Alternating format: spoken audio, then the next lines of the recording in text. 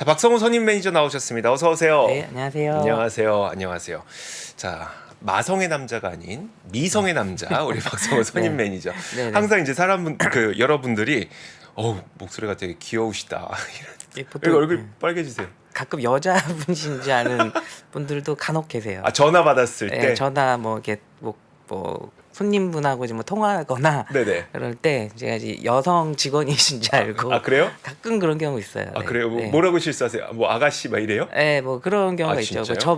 박성우 선임 맞냐? 네네. 이러면서 그럼 저 맞습니다. 이렇게 해도 몇 번 그런 적 있었어요. 아, 그렇구나. 목소리 전 예쁜데. 예쁜데 좀 이렇게 가끔 좀 난감할 때가 있겠네요. 네, 근데 알겠습니다. 뭐 저는 근데 익숙합니다. 잘 어울려요. 제가 보기엔 잘 어울려요. 자, 네. 좋습니다. 자, 오늘도 여러 가지 이야기들을 준비해 주셨는데 어디서부터 한번 가볼까요? 네, 오늘은 이제 크게 두 가지 말씀 또 오늘 드릴 텐데 네. 첫 번째는 그 이제 어제 미국 GDP가 나왔기 때문에 그 GDP랑 같이 해서 미국의 경기가 지금 뭐 계속 견조한 상황이다라고 좀 나타나는 것들 네. 그거 좀 말씀드릴 거고요. 두 번째는 어제 이제 미국 주식 시장이 좀 떨어지긴 했는데 그 떨어질 때 이제 오후 시간 들어서 이제 그 주식 시장을 조금 더 하강 압력을 좀 넣었었던 그 일본 그 YCC 정책 이야기 좀 말씀드리겠습니다. 네, 알겠습니다. 자, 그러면 일단 경기가 튼튼하다는 게 어제 확인이 됐었죠. 네. 사실 그 미국의 2분기 GDP가 애틀란타 연은에서 예측하기로 2.4% 나올 거라고 지난 며칠이었죠? 26일. 맞아요. 26일에 그 전망치가 나왔었는데 실제로 2분기 미국의 GDP 성장률은 2.4%가 기록이 됐어요. 시장에서 생각하기로도 거의 한 1.8% 정도밖에 안 될 거라고 예상을 했었는데 실제 2.4% 나와버리니까 사실 이런 것들이 되게 좋았거든요. 그러니까 경기 좋다는데 사실 나쁠 게 뭐 있습니까? 경기 좋다는데 사실 나쁠 게 하나도 없기 때문에 상당히 좋았었는데 오히려 장중에는 이 일본의 YCC 그 금리 컨트롤이라고 하죠. 이 금리 컨트롤 지금 다 됐나요? 금리 컨트롤 때문에 오히려 좀 장중에 밀리는 그런 현상들이 나타났어요. 일단 첫 번째로 이 박성호 선임 매니저께서 설명해 주실 거는 금리가 GDP 성장률이 2.4% 나타났다는 게 경기가 매우 좋다는 그런 의미이기 때문에 그 부분을 한번 설명해 주실 겁니다. 지금 저희가 좀 잠시 조절할 게 있어서 잠깐 뭐 하고 있는 중이니까 일단 제가 한 가지만 더 말씀드릴게요. 사실 어제 제 그림 한번 보도록 하죠. 어제 시장을 가장 불안하게 만들었던 요인이 혹시 제 거는 나오게 되면 한번 제 거부터 한번 보여주실 수 있겠어요? 금리였습니다. 금리. 딱 한 가지. 이 금리가 되게 큰 문제점이었었는데 10년물 국채금리가 다시 한번 4%를 넘어섰고요. 그리고 2년물 국채금리도 거의 5%에 육박할 만큼 갑자기 또 금리가 튀어 올랐어요. 이게 아마 대부분의 이유가 그 일본에 보시는 것처럼 이랬습니다. 4% 넘어섰었고요. 그리고 2년물 국채금리는 거의 5%에 육박하는 이게 급등을 해버리니까 사실 이게 금융시장 특히 기술주에게는 좋을 리가 없었죠. 근데 나타났던 이유가 일본의 통화정책회의에서 지금은 플러스 마이너스 0.5%로 금리의 밴드를 정해놓고 만약에 0.5% 위로 금리가 올라가게 되면 국채를 매입해서 이걸 막아버리고 이런 일들을 지금 하고 있었잖아요. 그러니까 무제한적 양적 완화를 계속 하고 있었다는 거죠. 그런데 오늘 나올 통화정책회의에서 이걸 좀 풀 수 있다라는 전망이 좀 있었습니다. 자, 그러다 보니까 금리가 확 튀어오르는 그런 현상이 있었던 건데 자, 혹시 지금 됐을까요, PD님?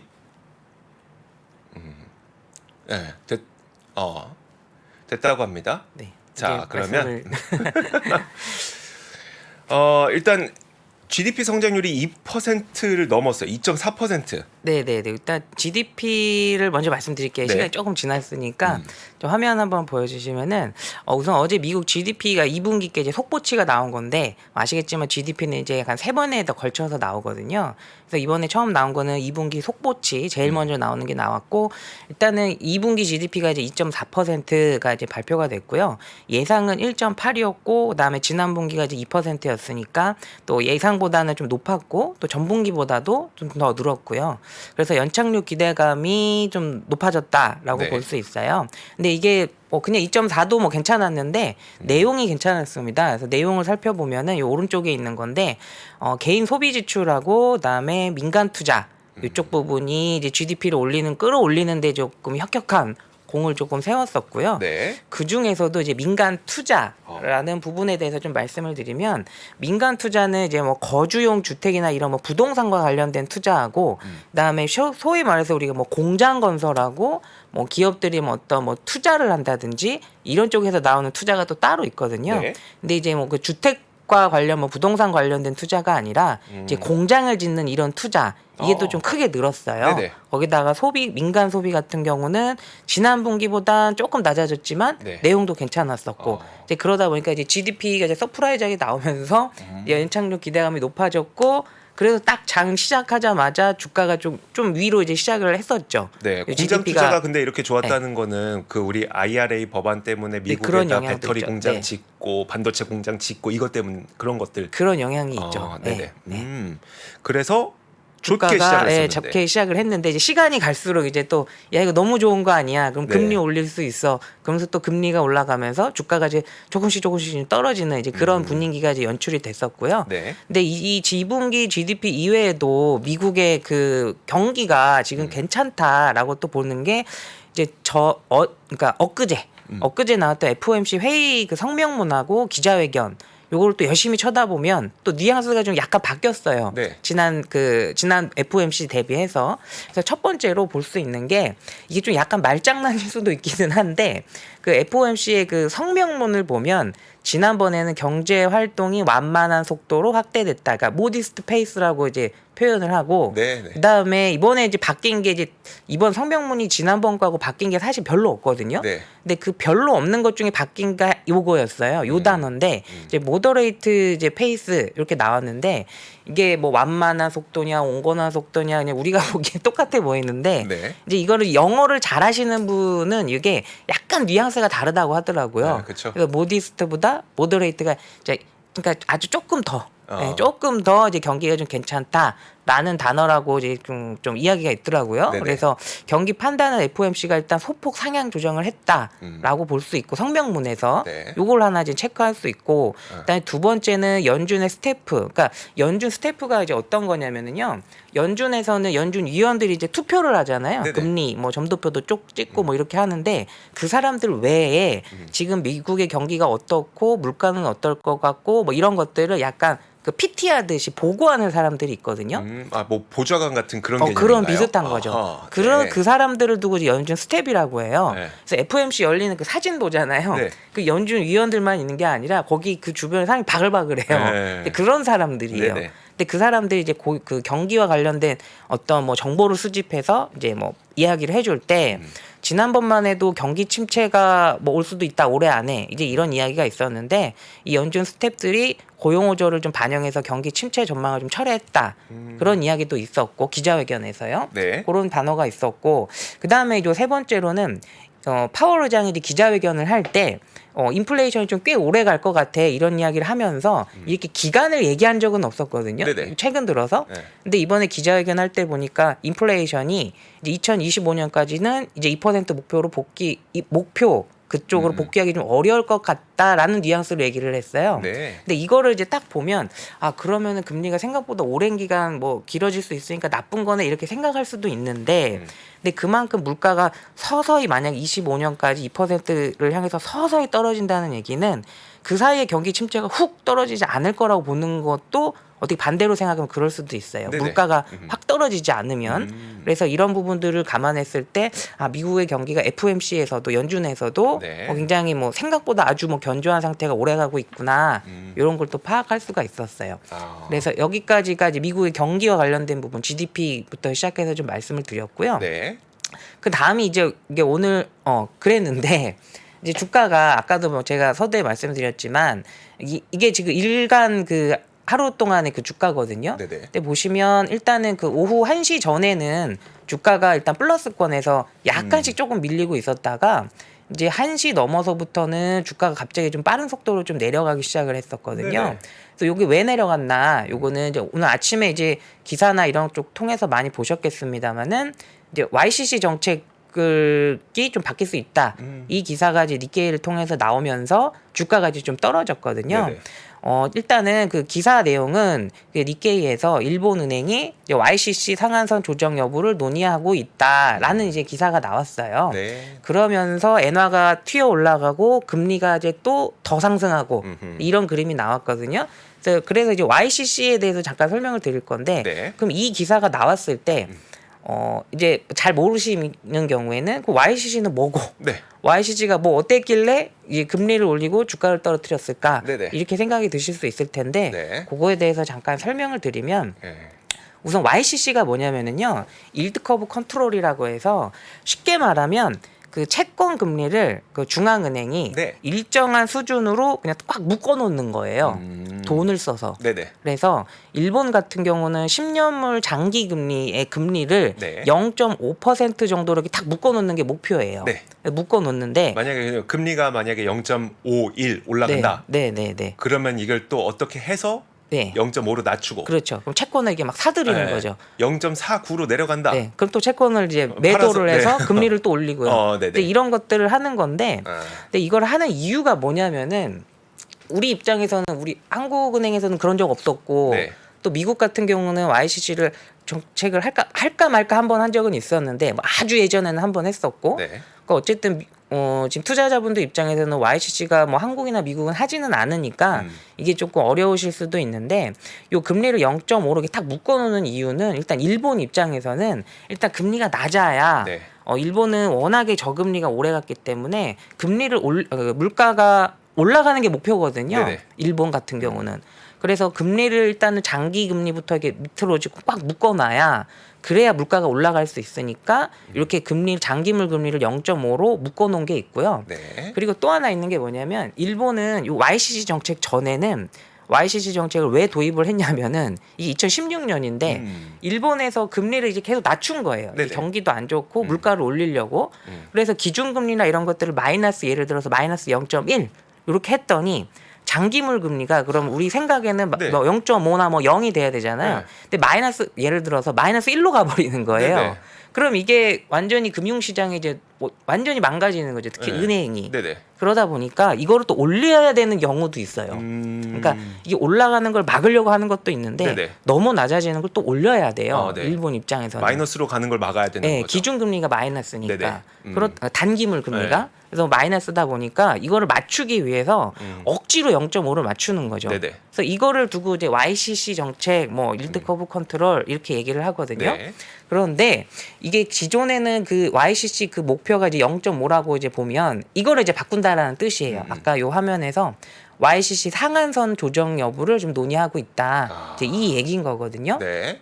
그러면 요것도 한번 보여드릴게요. 이건 어떤 거냐면 일본 이제 오늘 이거는 이제 6월 달 거기는 한데 미국의 뭐 FOMC 같은 거예요. 일본은 네네. 이제 금융정책 결정 회의라고 해서 금정이 이렇게 표현을 하는데 여기 보시면 FOMC는 한번 딱 열리면 금리를 올렸어요, 내렸어요. 뭐 이런 이야기들이 좀 많이 나오잖아요. 네네. 근데 일본은 보시면 기준금리를 올렸어요, 내렸어요. 뭐 이런 이야기도 있긴 합니다만은 주로 수익률 곡선 관리를 앞으로 어떻게 할 건지 이런 얘기들이 이제 딱 그 성명문처럼 이렇게 탁 튀어 나오는 거예요. 그렇겠네요. 네. 그래서 보면 단기 금리는 이거 이제 마이너스 표시예요. 그래서 마이너스 0.1 우리는 이렇게 할 거야. 그다음에 장기 금리는 국채 10년물을 0% 내외로 할 거야. 네네. 근데 상한은 0.5야. 네. 이런 식이에요. 네, 그리고 뭐 자산 매입은 어떻게 할 거고 뭐 이런 식으로 이제 매월 이제 그 금정위가 있을 때마다 이렇게 발표를 해요. 그래서 보면 한국이랑 미국이랑 이렇게 딱 발표되는 거랑 좀 약간 느낌이 다르죠. 그렇죠. 우리는 너무 표현하는 방식 단순하죠. 자체가. 딱 금리 기준금리 자체를 올렸다 내렸다. 하는데 이들은 이제 그 심지어 또 밴드로 하니까 맞아요. 0.5% 플러스 마이너스로 하니까 그래서 만약에 0.5%를 넘어서게 되면 채권 가격이 낮아지는 거니까 채권을 사서 그 돈을 시장에 푸는 방식으로 그 자꾸 시장의 양적 완화를 해왔던 계속 개입을 하는 거죠. 계속 네네. 끊임없이. 그렇죠. 네. 이런 건데 그랬는데. 근데 YCC 정책이 이제 상한선을 우리가 올릴 수도 있어 이런 논의가 나왔을 때 주식시장도 반응을 하고 금리도 반응하고 통화도 반응하고 이게 왜 네. 그러냐면 이것 때문에 그래요. 화면 보시면 그러니까 만약에 일본의 국채 금리가 예를 들어서 10년물 금리가 지금은 뭐 0.5라고 치면 0.5인데 이게 예를 들어서 좀 극단적인 예를 들어서 5%를 갔다. 네네. 그러면 일본 입장에서는 그동안 금리가 워낙 낮았기 때문에 뭐 미국이라든지 뭐 예를 들어 뭐 여타 금리가 높은 나라의 채권 네. 이런 것들을 이제 많이 사두기도 하고요. 이 개인 입장에서도 네. 그다음에 뭐 보험회사라든지 뭐 연기금이라든지 이쪽에서도 어쨌든 금리를 조금 더 높게 가져가야 되는데 그만큼 안전한 그 국채로 해야 되는데 일본의 국채는 또 금리가 너무 낮으니까 또 미국의 국채라든지 이런 쪽으로 나갈 수밖에 없어요. 네네.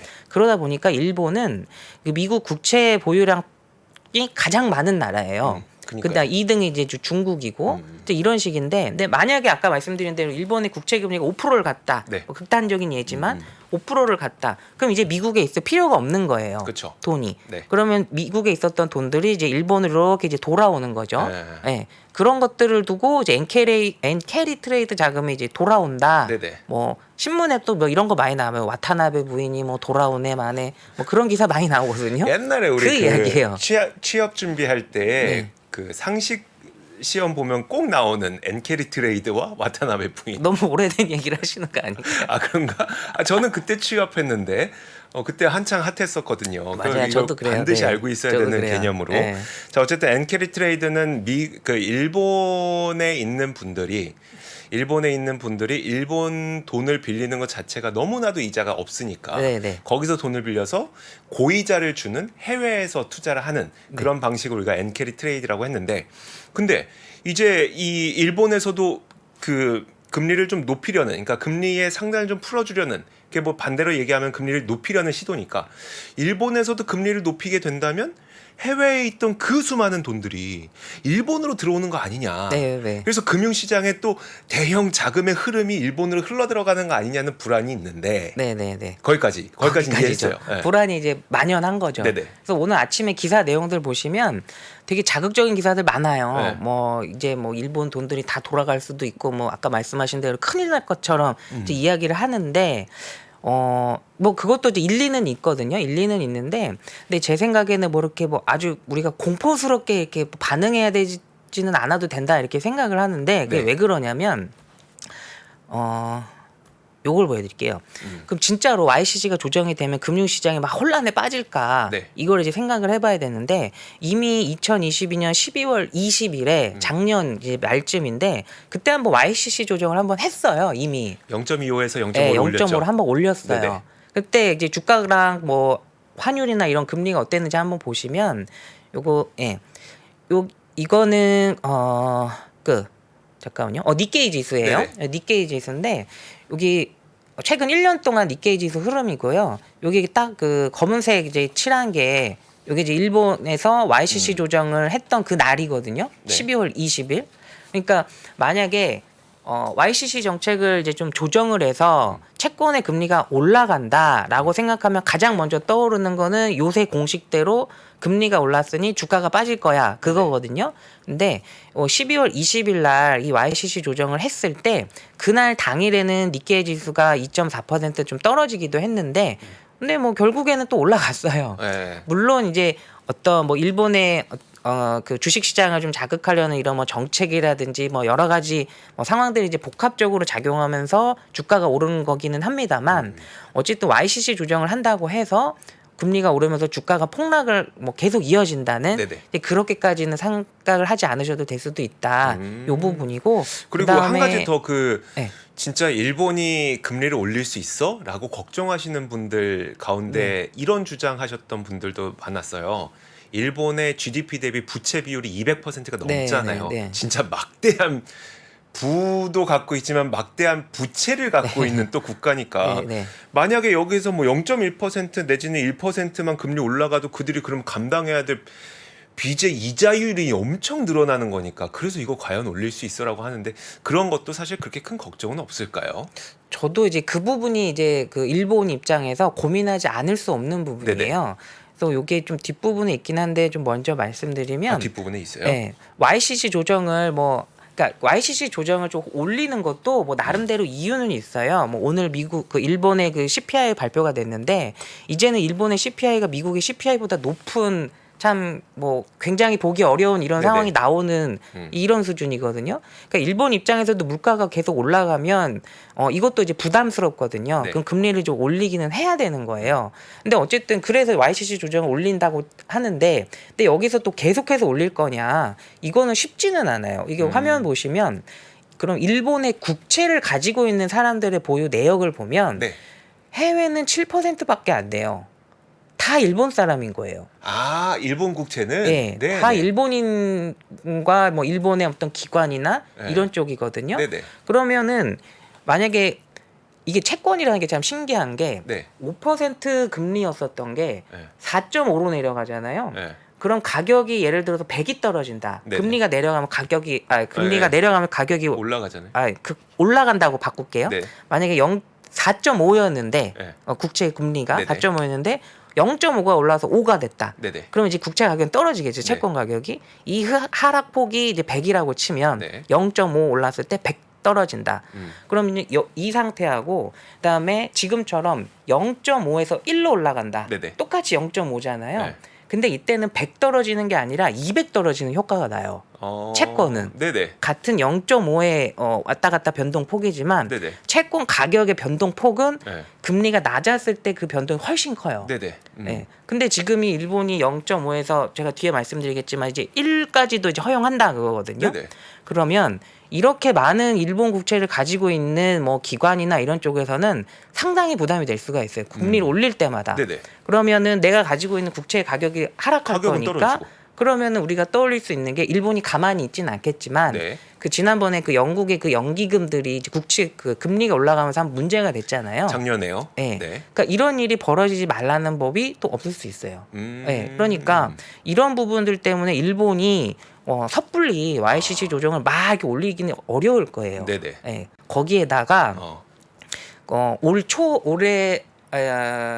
작년 12월쯤에 일본 내에 있는 일본 경제연구센터라는 데가 있는데 여기에서 이제 연구를 해본 거예요. 네네. YCC를 이제 네. 해제를 만약에 했다 치면 그 국채 금리가 얼마나 될까? 네. 이거를 이제 일본에서 이제 시뮬레이션을 해보니까 10년물 금리가 0.8에서 1.1 정도 될 것 같다고 이제 계산을 해요. 근데 이게 작년 12월 기준이니까 아마 네. 더 올라갈 거예요. 네. 지금 다시 계산해 보면 그러면 만약에 장기 금리 이렇게 올라갔다. 네. 그럼 일본 경제연구센터에서 분석하기로는 기업이나 재정에 아주 큰 여파가 있을 거다. 그러니까 조달 금리가 올라간다는 거잖아요. 네, 기업들이. 갑자기 이제 올라가면. 네네. 이런 연구도 있고 네. 그다음에 올 7월 초에는 일본에서 일본은행 뭐 누군지는 모르겠지만 네. 이제 각 일본에 있는 뭐 금융기관들에 이제 막 이제 물어본 거예요. 우리가 만약에 YCC를 해제하면 너네 어떨 것 같니? 네. 이걸 물어보거든요. 네. 그리고 금리는 어떨 것 같니? 이게 뭐 공식적으로 한 건 아닌데 그랬을 때 이제 다들 이제 뭐 어떻게 보면 이제 큰일 날 수도 있다. 그쵸. 이제 이런 반응들인 거죠. 네. 근데 일본 입장에서는 YCC를 또 계속해서 뭐 낮은 수준을 갈 수가 없다 보니까 지금 진퇴양난이거든요.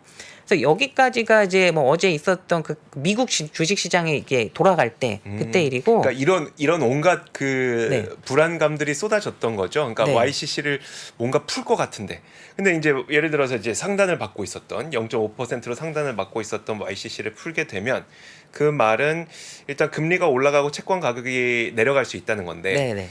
더불어서 이제 동시에 발생하는 게 이자 부담이 엄청 많아진다는 거고 네. 이자 부담이 많은 거는 다른 국가에게도 문제가 될 수 있지만 특히 GDP 대비 200%의 부채를 갖고 있는 일본에겐 더 큰 부담이 될 것 같고 부담이 될 수 있죠. 그러면은 얘네는 일본은 야 이자 내는 데만 막 수백억 수백조 원을 써야 되는데 네. 과연 이 채권이 버틸 수 있겠어라고 하는 불안감 때문에 누군가 채권을 또 던지고 그럼 네. 채권 가격은 더 내려가고 그럼 채권 금리 더 올라가고 네. 그럼 그 불안감 더 커지고 네. 이런 악순환을 네. 사실 사람들이 걱정을 하고 있는 거잖아요. 네네. 그것 때문에 그런 걱정 때문에 네. 그랬다는 건데 그럼 네. 진짜 이렇게 걱정해야 될 건지에 대해서는 근데 결론부터 말씀드리면 네. 저는 그렇게까지 걱정 안 해도 된다. 그게 제 개인적인 저는 생각이고요. 그냥 이론적으로 말씀드린 네, 거고. 제 네. 개인적인 생각인데 네. 실제로 그래서 오늘 이제 일본에서 그 금융 정책 그 결정을 할 때 오늘 그래서 YCC 정책을 이제 조정을 했어요 실제로. 네네. 이제 그 전날 밤에 이제 보도대로 조정을 했는데 그게 오늘 우리 시간으로 12시 28분이었거든요. 네. 12시 28분에 조정을 하는데 요게 좀 그냥 제가 잠깐 설명드리면 왼쪽에 있는 거는 기존의 그 YCC 정책이고 우측에 있는 거는 이제 바뀐 정책이거든요. 네. 왼쪽에 있는 건 뭐냐면 여기 빨간색으로 0.5 이렇게 찍혀 있잖아요. 네네. 요게 그 YCC 상한선 지금 기존에 이렇게 있었던 거예요. 네. 근데 이번에 바뀐 거는 우리가 1%로 상한선을 정했어라고 탁 못 박지는 않았는데 네. 0.5를 우리는 일단 기준으로 할 거야. 그런데 0.5에서 조금 더 넘어가도 우리가 용인을 할게. 이렇게 바뀌었어요. 네네. 그러니까 왼쪽에 있는 거는 0.5에서 조금만 올라가도 마구 이제 채권을 이제 그 채권 시장에 이제 개입을 하고. 네네. 근데 이제 오른쪽에 있는 거 좀 약간 바뀐 거는 0.5 이상으로 좀 올라가도 우리가 뭐 그렇게 크게 뭐 개입은 안 할 건데 대신에 1 넘으면 개입할 거야. 에. 이런 식으로 이제 조정이 됐어요. 뭔지 느낌 알겠다. 그러니까 네. 조금 채권 던지는 건 이해할 거야. 네. 일본 입장에서 그래 좀 너희 불안한 거 알아. 우리도 부채 많은 거 우리도 알지. 그거 누가 모르냐. 네, 네. 근데 갑자기 누군가 많이 던진다? 그러면 그때부터 우리가 살 거야. 그런 그래서 게 좀 지켜줄 거야. 네, 그러니까 저는 이걸 보고 참 머리를 잘 썼다라고 해야 되나 굉장히 그 약간 허를 찔린 것 같기도 하면서 네네. 시장에 그래도 약간 좀 안심하기도 할 수 있는 아주 뭐 절묘하게 이게 잘 선택을 했다라는 생각이 들더라고요. 그러면 이 지표를 보고 지금 네. 미국 시장도 그럼 시작 전 네. 그러니까 네. 선물이 그렇게 나쁘지 않은 걸 올라가는데, 보니까 네.